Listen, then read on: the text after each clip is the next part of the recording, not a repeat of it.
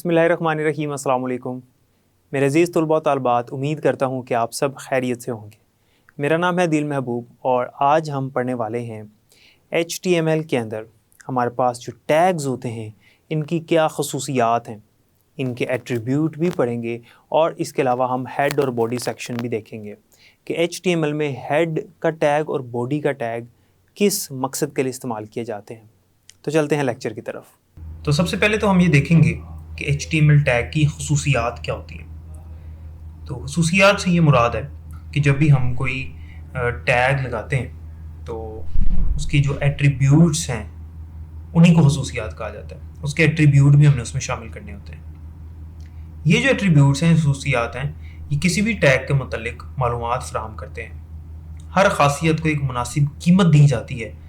आम तौर पर एक टैग के एट्रीब्यूट को लिखने का जो तरीका है वो एक ख़ास तरीका होता है। वही तरीका हम यहाँ पर देखेंगे और एट्रीब्यूट की आपको मुकम्मल समझ आ जाएगी जैसे ही मैं आपको इसकी मिसाल करवाऊँगा। तो सबसे पहले मैंने यहाँ पर अपना नोटपैड खोलना है, तो मैंने यहाँ नोटपैड लिखा और इसको नोटपैड को यहाँ से खोल लिया। जब नोटपैड को मैंने यहाँ पे खोल लिया तो अब आपको पता है कि हमने यहाँ पे क्या करना होता है। हमने यहाँ पर अपना HTML का सारा टैग्स वगैरह लगाकर कोड लिखना होता है। तो इसमें सबसे पहले तो हमें ये पता होना चाहिए कि एट्रीब्यूट को लिखते कैसे हैं। जब भी आपने टैग के एट्रीब्यूट को लिखना है जो कि उस टैग की मालूमात फराहम करता है, जैसे कि अगर आपने एक पैराग्राफ का टैग लगाया तो उस पैराग्राफ के टैग में आपने क्या किया, आपने टैग का नाम लिखा। यहाँ पर आपने लिखना होता है टैग नेम। आपको पता है, जैसे कि मैं इसको थोड़ा जूम कर देता हूँ ताकि ये मज़ीद आपको समझ आ जाए। अच्छा, अब जब आपने यहाँ पर टैग का नाम लिखा तो उसके बाद आपको पता है कि हम यहाँ पर इसकी क्लोजिंग भी कर देते हैं टैग की, स्लैश लगाकर टैग नेम। और जो भी आपका कंटेंट होता है वो आपने इसके अंदर लिखना होता है। यहाँ पे इसका कंटेंट आ जाता है। लेकिन जब हमने इसका एट्रीब्यूट इसके साथ लगाना होता है, यानी इसकी जो मालूमात हमने ज़ाहिर करनी होती है इसके अंदर, मिसाल के तौर पर अगर आपने पैराग्राफ का टैग लगाया तो उस पैराग्राफ की आपने सेटिंग करनी है, उस पैराग्राफ की कुछ ख़ास मालूमात आपने फ्राहम करनी है, तो उसके लिए आप फिर इसके एट्रीब्यूट को लगाएंगे। तो एट्रीब्यूट लिखने का तरीकाकार ये होता है कि जब आपने ओपनिंग टैग लगाना होता है, यानी ये वाला ओपनिंग टैग लगाते हुए आपने इसके साथ ये ग्रेटर देन की अलामत लगाने से पहले यानी टैग का नाम लिखा।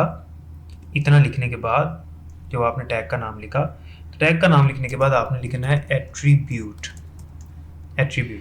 एट्रीब्यूट लिखकर जो आपका पहला एट्रीब्यूट है, फर्ज कर लेते हैं पहला एट्रीब्यूट है तो मैंने यहाँ लिखा एट्रीब्यूट 1। आपने आगे लगाना है इक्वल, ठीक है, बराबर का साइन यानी बराबर की अलामत लगानी। उसके बाद आपने इसकी वैल्यू देनी है और वैल्यू को आपने इस तरह से इस डबल कोटेशन के मार्क के अंदर लिखना है और उसके लिए आपने यहाँ पर इस तरह से वैल्यू दे देनी होती है। वैल्यू देने के बाद अगर आपने कोई और एट्रीब्यूट इसके साथ ही शामिल करना है तो आपने यहाँ पर खाली जगह छोड़कर फिर आपने लिखना है एट्रीब्यूट, चूँकि दूसरा एट्रीब्यूट है तो मैं एट्रीब्यूट 2 लिख रहा हूँ। फिर उसी तरह से बराबर की अलामत लगानी और फिर उसी तरह से डबल कोटेशन मार्क के अंदर आपने वैल्यू लिख देनी है इसकी, जो भी इसकी कीमत है असल में। इसी तरह से आप मज़ीद जितने भी आपने एट्रीब्यूट्स लगाने हैं आप लगाते चले जाएं और आखिर में आपने क्या करना है कि इसी तरह से ये वाला साइन यानी ये वाली अलामत लगाकर आपने इसको ख़त्म कर देना है। उसके बाद उसी तरह से आपने अपना कंटेंट लिखना है इसके अंदर। मैं इसको अगली लाइन में ले जाता हूँ, यहाँ से इसको थोड़ा सा कम कर देते हैं। तो यहाँ पर आपने अपना कंटेंट लिखा और ये कंटेंट लिखने के बाद आपने क्या किया, ये कंटेंट आ गया यहाँ पर, जो भी आपका मतन है, जो भी आपका मुआद है, डाटा है, वो आपने यहाँ लिखा और उसके बाद उसी तरह से क्लोजिंग टैग लगेगा। यानी इसमें क्लोजिंग टैग वैसे ही होगा, आपका कंटेंट भी वैसे ही होगा, लेकिन जब आपने एट्रीब्यूट लगाना है तो आपने यहाँ पर टैग का नाम लिख के, टैग का नाम लिखने के बाद आपने ये अलामत नहीं लगानी, पहले आपने एट्रीब्यूट लगा लेने जितने भी लगाने, 1 है 2 है 3 या जितने भी हैं, और आखिर में आपने ये लगा देना। जितने भी आप एट्रीब्यूट ऐड कर सकते हो n तक, n का मतलब है कि number of attributes, attribute n, और इसी तरह से बराबर की अलामत लगाकर आपने इसके अंदर जो है वो इसकी कीमत यानी वैल्यू लिखनी होती है। तो ये आपने इस तरह से अपना जो टैग है उसके एट्रीब्यूट को लगाना होता है। अब इसकी एक मिसाल करते हैं तो आपको समझ आ जाएगी, और एट्रीब्यूट हम सीखेंगे कि किस टैग के लिए कौन सा एट्रीब्यूट होता है। यानी ये हमें पता होना चाहिए कि कौन से टैग के लिए कौन सा एट्रीब्यूट लगा सकते हैं। हर टैग का अपना एट्रीब्यूट मुख्तलिफ है, हर टैग का अपना एक ख़ास एट्रीब्यूट है, और उस एट्रीब्यूट को हमें सीखना होगा। हम किसी और टैग का एट्रीब्यूट किसी दूसरे टैग के अंदर नहीं लगा सकते। तो करना क्या है, आपने मिसाल मैं आपको देने लगा हूँ, उसके लिए मैं आपको एक HTML का वेब पेज ही बना देता हूँ। तो जैसा कि पिछले लेक्चर में आपने देखा था कि मैंने इसको बड़े हरूफ में लिखा था, तो आप बड़े हरूफ में भी लिख सकते हैं, आप छोटे हरूफ में भी लिख सकते हैं, वो आपकी अपनी मर्ज़ी, क्योंकि ये केस सेंसिटिव नहीं है। तो मैं इसको बड़े हरूफ में लिख रहा हूँ फ़िलहाल। इसी तरह से मैं इसके साथ ही क्लोजिंग टैग भी लगा रहा हूँ आसानी के लिए, और फिर यहाँ पर मैं एक बॉडी का टैग बना रहा हूँ उसी तरह से, हमेशा की तरह मैंने यहाँ बॉडी का टैग बनाया, और यहाँ पर मैंने इसकी क्लोजिंग साथ ही कर दी ताकि ये आसानी रहे हमारे लिए। इसको मैंने यहाँ पर क्लोजिंग कर दी इसकी।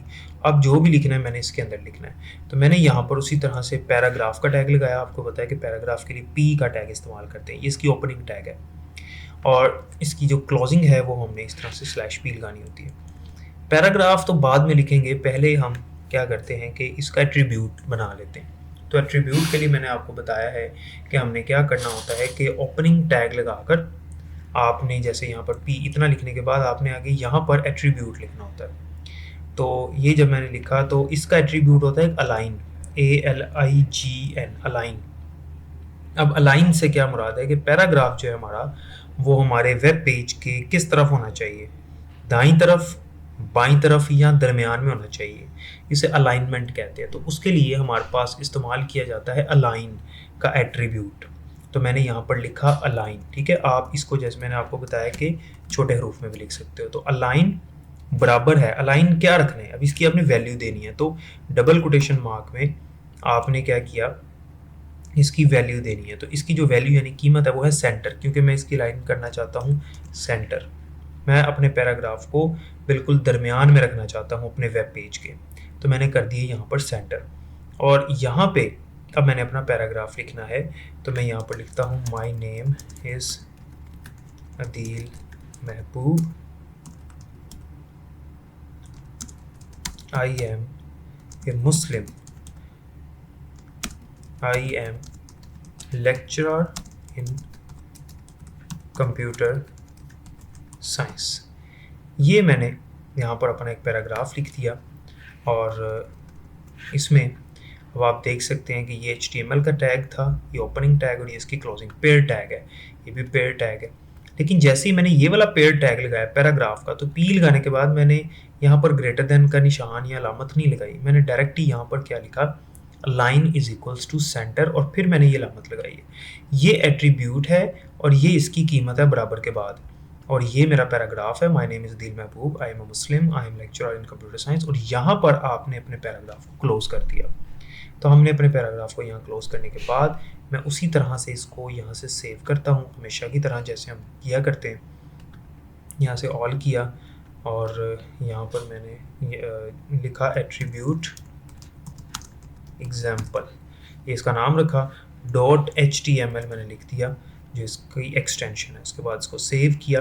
अब इसको हम अपने ब्राउज़र में खोल के देखते हैं कि ये किस तरह से नज़र आएगा हमें जो भी हमने यहाँ पर लिखा। तो यहाँ पर ये नज़र आ रहा है आपको एट्रीब्यूट एग्जाम्पल। मैंने इसको यहाँ पे खोला, और जैसे मैंने इसको खोला तो आप देख सकते हैं कि यहाँ पर नज़र आ रहा है। मैं इसको बढ़ा देता हूँ, इसका साइज़ जूम कर देता हूँ ताकि आपको आसानी से नज़र आ जाए। तो आप देख सकते हैं कि यहाँ नज़र आ रहा है, my name is Adeel Mehboob, I am a Muslim, I am lecturer in computer science. आपने देखा कि जो आपका ये पैराग्राफ है वो कहाँ पर नज़र आ रहा है, बिल्कुल सेंटर में, यानी दरमियान में। इस तरफ नहीं है, इस तरफ भी नहीं है, ये बिल्कुल दरमियान में है। क्यों?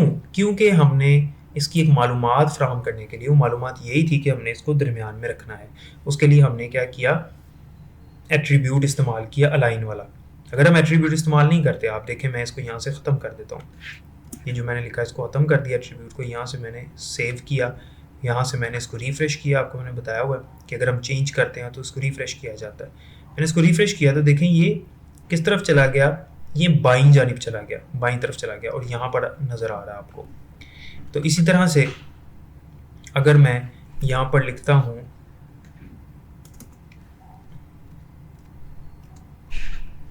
एट्रीब्यूट अलाइन बराबर है, इस बार मैं यहाँ पर जो वैल्यू दे रहा हूँ इसको, वो वैल्यू दे रहा हूँ राइट, RIGHT राइट। अब ये राइट की तरफ यानी दाईं जानिब चला जाएगा। बाईं जानिब तो वो पहले से ही होता है, ये उसके अंदर पहले से ही है कि अगर हम नहीं रखते तो बाईं जानिब चला जाएगा। अगर हम लिखेंगे भी लेफ़्ट तो वो उसने वो तो पहले ही वहाँ पर लेफ़्ट की तरफ रहना है। लेकिन इसको राइट करके देखते हैं। इसको मैंने यहाँ से सेव किया और अपने यहाँ वेब पेज को रिफ्रेश किया तो आप देखिए राइट पे चला गया, इस तरफ चला गया, ये अब दरमियान में नहीं है यानी दाईं जानिब चला गया। और अगर आप इसको यहाँ से लेफ़्ट कर देते हैं तो ये लेफ़्ट की तरफ चला जाएगा। और ये लेफ़्ट की तरफ अगर हम कोई ना भी इसको अलाइन करें तो ये लेफ़्ट की तरफ पहले से ही होता है खुद बहुत।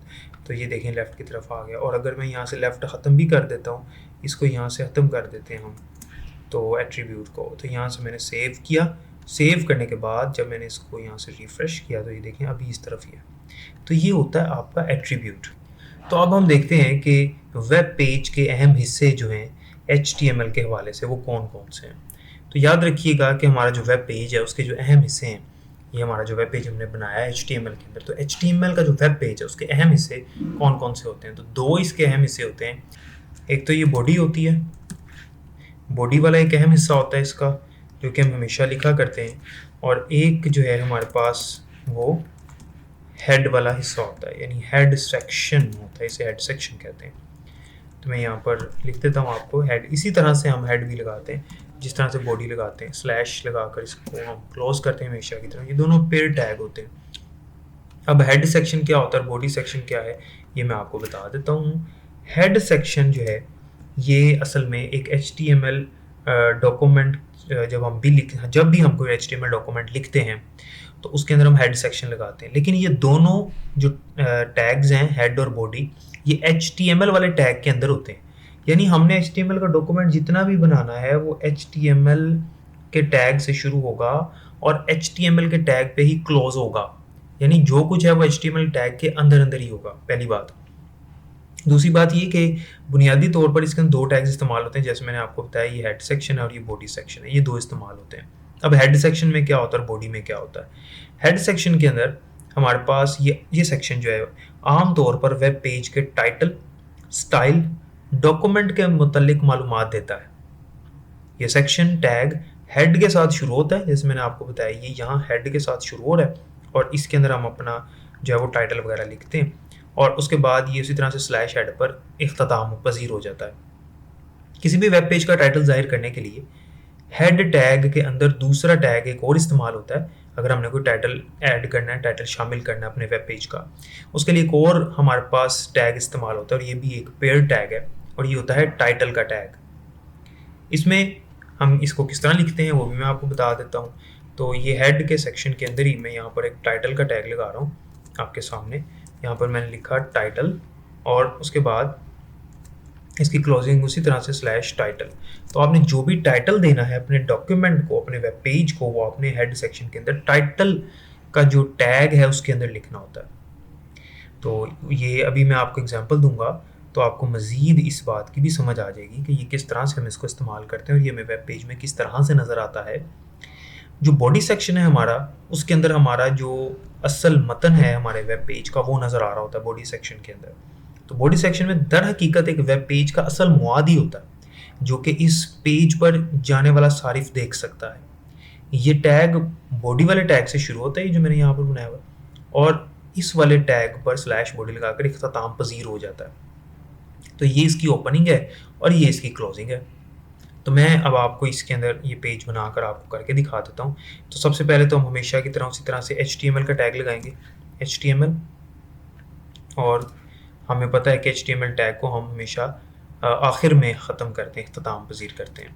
तो यहाँ पर मैंने लिखा /HTML और ये हमारा हेड सेक्शन है इतना, और हेड सेक्शन के अंदर मैंने टाइटल का टैग लगाया हुआ है और ये बॉडी का सेक्शन है। तो मैं यहाँ पर टाइटल, हेड के अंदर जो टाइटल है, इस टाइटल के अंदर मैं लिख रहा हूँ कंप्यूटर टीचर, ये लिखा मैंने। और उसके बाद बॉडी के अंदर मैं क्या कर रहा हूँ, बॉडी के अंदर मैं एक पैराग्राफ का टैग लगा रहा हूँ। और पैराग्राफ के लिए आपको पता है क्लोजिंग /p से होती है, और इसके अंदर मैं लिख रहा हूँ अदील महबूब। अब आप गौर करें कि HTML का टैग यहाँ से शुरू हुआ और यहाँ एंड हो गया। जो कुछ था HTML के टैग के अंदर था, हेड सेक्शन यहाँ से शुरू हुआ, यहाँ एंड हो गया, और टाइटल का टैग यहाँ से शुरू हुआ, यहाँ पर इसकी क्लोजिंग हो गई, और जो हमने टाइटल देना था वो टाइटल के टैग के अंदर लिखा कंप्यूटर टीचर। बॉडी का टैग हमने यहाँ से शुरू किया और यहाँ पर इख्तिताम इसका कर दिया, और पैराग्राफ फिर हमने यहाँ से शुरू किया, यहाँ पर ख़त्म कर दिया। तो पैराग्राफ किसके अंदर है, बॉडी के अंदर है, जबकि टाइटल किसके अंदर है, हेड के अंदर है। तो मैं इसी फाइल को सेव करता हूँ जो भी हमने बनाई थी। तो पहले वाला जो मवाद था वो इसका चला जाएगा और नया आ जाएगा, ये इसी के अंदर किया। तो इसे रिफ़्रेश करते हैं तो आप यहाँ पर देख सकते हैं कि यहाँ पर अदील महबूब ही नज़र आ रहा है। जो इसका टाइटल था वो हमें इस तरह से नज़र नहीं आया, ये सिर्फ एक टाइटल था जो कि हमें अब वेब पेज के अंदर नज़र नहीं आता। हमें अपने बॉडी के अंदर हमने पैराग्राफ लिखा है, सिर्फ वही नज़र आ रहा है, क्योंकि HTML के जो मुख्तलिफ वर्जन्स हैं उनके अंदर पहले टाइटल आया करता था, लेकिन अब टाइटल यहाँ पर नज़र नहीं आता। टाइटल जो है वो असल में यहाँ पर ही रहता है और हम अपने वेब पेज के अंदर इसको देख सकते हैं। जबकि यहाँ पर अगर हम आए तो यहाँ पर आप देख सकते हैं हमें सिर्फ अपने बॉडी के अंदर जो भी पैराग्राफ है वो नज़र आ रहा है। तो ये हेड और बॉडी सेक्शन है। तो उम्मीद करता हूँ कि यहाँ तक आपको समझ आ गई होगी। तो जैसा कि आपने देखा कि एट्रीब्यूट क्या होते हैं और हम इनको इस्तेमाल कैसे करते हैं, इसके अलावा हेड और बॉडी सेक्शन के बारे में हमने पढ़ा। उम्मीद करता हूँ कि यहाँ तक आपको समझ आ गई होगी। बाकी इंशाल्लाह अगले लेक्चर में पढ़ेंगे। तब तक के लिए मुझे इजाज़त दें। अपना बहुत ख्याल रखिएगा। अल्लाह हाफ़िज़।